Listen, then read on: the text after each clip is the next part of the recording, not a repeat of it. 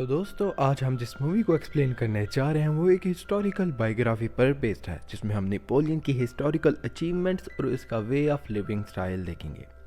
अब वैसे तो इस पर्सन की बायोग्राफी के ऊपर एक सीरीज होनी चाहिए थी, मगर इन्होंने मूवी को 2.5 घंटे में ख़त्म करने के चक्करों में काफ़ी रायता फैला रखा है। तो आज हम इस मूवी को इस रायते के बगैर देखेंगे, मीन्स कि हम वही देखेंगे जो देखने के काबिल है और लॉजिकल भी।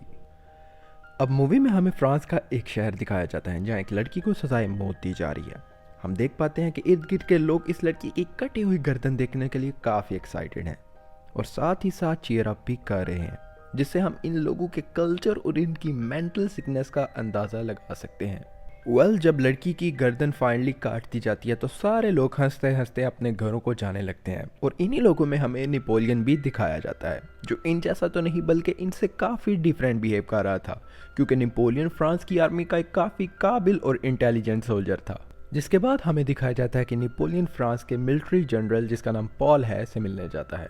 पॉल उसे बताता है कि ब्रिटिश वालों ने हमारी कंट्री की सी पोर्ट पर कब्जा कर लिया है, अगर उसे दोबारा हासिल ना किया गया तो फ्रांस के टुकड़े टुकड़े हो जाएंगे।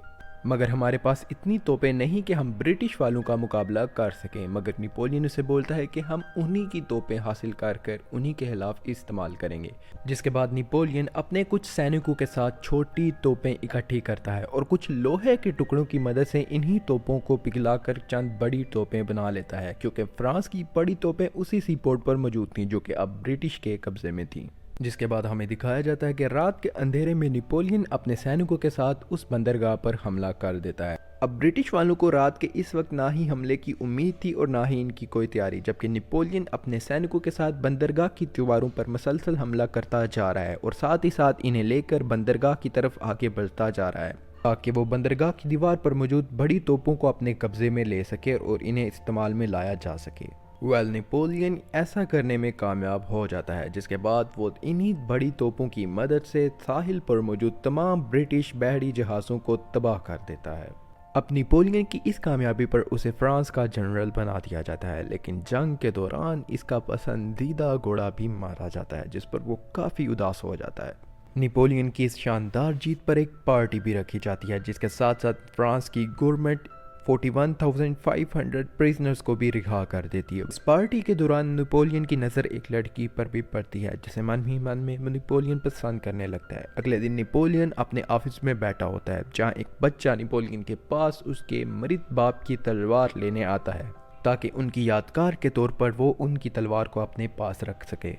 जिस पर नेपोलियन पहले तो तलवार देने से इनकार कर देता है, मगर इस बच्चे की जिद करने पर एक तलवार उठाकर इसे और इस तलवार को सही सलामत इसके घर छोड़ने आता है, जहां नेपोलियन को वही औरत नजर आती है जिसको उसने लास्ट टाइम पार्टी में देखा था। औरत नेपोलियन का शुक्रिया अदा करती है और अगले ही दिन उसे डेट पर इनवाइट करती है, जहां वो उसे अपने पास के नाजायज रिश्तों के बारे में बताना चाहती थी।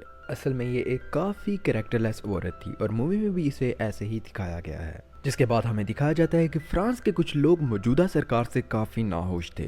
वो आंदोलन करके सरकार को गिराने की कोशिश करते हैं। अब इस आंदोलन को रोकने की जिम्मेदारी नेपोलियन को लगा दी जाती है, जहां नेपोलियन इस आंदोलन को रोकने के लिए अपनी ही कंट्री के लोगों पर तोपें चला देता है, जिसकी वजह से कुछ लोग वहीं मारे जाते हैं और बाकी वहां से डर कर भाग जाते हैं। अब कुछ दिन बाद नेपोलियन उसी औरत से शादी कर लेता है, जिसकी खुशी में वो एक पार्टी रखता है, जहां वो देखता है कि उसकी औरत का कोई एक्स भी आया होता है जो उसे ओपनली काफ़ी वल्गर बातें कर रहा होता है। मगर नेपोलियन ये सब कुछ सुनते हुए भी इग्नोर कर रहा होता है। अब इसके बाद नेपोलियन को 40,000 सिपाहियों के साथ इजिप्ट पर हमला करने के लिए भेज दिया जाता है, जहां वो अपनी सिपाहियों और तोपों की मदद से जंग जीत रहा होता है। दूसरी तरफ नेपोलियन की वाइफ उसकी गैर मौजूदगी में अपने एक्स के साथ नेपोलियन के घर में ही रह रही होती है, जहां नेपोलियन का जासूस उसको उसकी बीवी के बारे में भी बता देता है, जिसे सुनने पर नेपोलियन अपनी फौज को वहीं छोड़कर फ्रांस की तरफ रवाना हो जाता है। घर आने पर उसे पता चलता है कि उसकी वाइफ घर में मौजूद नहीं है, जिसकी गैर मौजूदगी में वो उसका सारा सामान उठाकर घर से बाहर फेंकवा देता है। नेपोलियन की वाइफ जब घर आकर अपना सारा सामान बाहर बिखरा देखती है तो वो नेपोलियन से माफ़ी मांगती है, जिस पर नेपोलियन उसे माफ़ भी कर देता है। दरअसल दोस्तों, नेपोलियन अपनी वाइफ के प्यार में काफ़ी अंधा था और मूवी में भी ऐसे ही दिखाया गया है।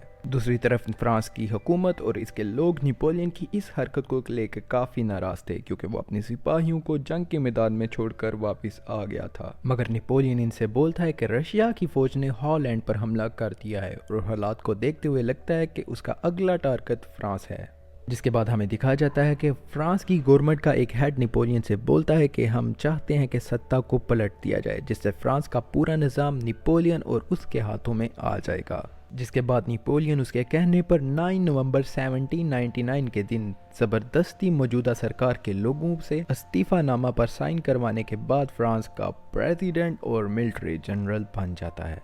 मगर जो लोग भी नेपोलियन के खिलाफ जाने की कोशिश करते हैं वो उन्हें अपनी सिपाहियों की मदद से डरा धमका देता है। अब पूरे फ्रांस की कमान नेपोलियन के हाथों में थी, इसलिए वो ब्रिटिश की सरकार को एक शांति पत्र भेजता है। मगर ब्रिटिश गवर्नमेंट इस शांति पत्र से इनकार कर देती है, जिसके बाद नेपोलियन उन्हें हमले की चुनौती देता है। साथ ही साथ वो अपनी वाइफ को भी डाइवोर्स दे देता है ताकि वो फ्रांस की कामयाबी और तरक्की में कोई रुकावट ना बन सके।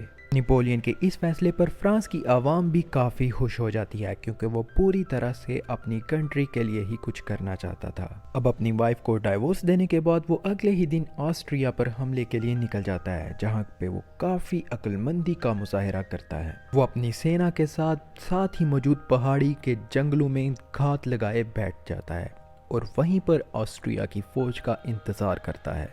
इन पहाड़ियों के सामने एक खुला मैदान था जहां नेपोलियन अपने सिपाहियों की मदद से खाली टेंट्स लगा देता है ताकि वो दुश्मन फौज को चकमा दे सके। दूसरी तरफ जब ऑस्ट्रिया की फौज इस मैदान में पहुंचती है तो वो इन टेंट्स को देखती है, जिससे उन्हें लगता है कि नेपोलियन की आर्मी अभी सो रही है, इसीलिए मौके का फायदा उठाते हुए वो इन पर हमला कर देते हैं। मगर उन्हें वो टेंट्स खाली दिखते हैं।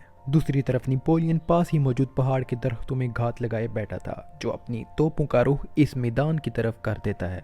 अब नेपोलियन अपने सिपाहियों को तोपें चलाने का बोलता है, जिससे हम देख पाते हैं कि दरअसल दोस्तों ऑस्ट्रिया की फौज किसी मैदान पर नहीं बल्कि एक दरिया पर खड़ी थी, जिस पर मसलसल बर्फ गिरने की वजह से एक ठोस सतह बन चुकी थी और यही सतह अब तोप के गोलों की लगने की वजह से टूटने लगी थी। जिसके बाद ऑस्ट्रिया के तमाम सिपाही इसी दरिया में गिरकर मारे जाते हैं और इस तरह से नेपोलियन अपनी समझदारी और अक्लमंदी की वजह से ये जंग आसानी से जीत जाता है। तो दोस्तों मूवी में यही चंद सीन्स देखने के लायक हैं और इन सीन से हम नेपोलियन की बायोग्राफी की झलक भी देख पाते हैं। लेकिन ये बात भी सच है कि नेपोलियन को इस मूवी में काफ़ी बढ़ा चढ़ा कर दिखाया गया है, मगर असल में नेपोलियन एक काफ़ी डिफरेंट मेंटालिटी का मालिक था। अगर आप ये मूवी इसकी रियल बायोग्राफी जानने के लिए देख रहे हैं तो मैं आपको सर ध्रुव राठी की वीडियो रियलिटी ऑफ नेपोलियन ज़रूर रिकमेंड करूँगा, जिससे इसके लाइफ का डार्क साइड भी आप देख पाएंगे।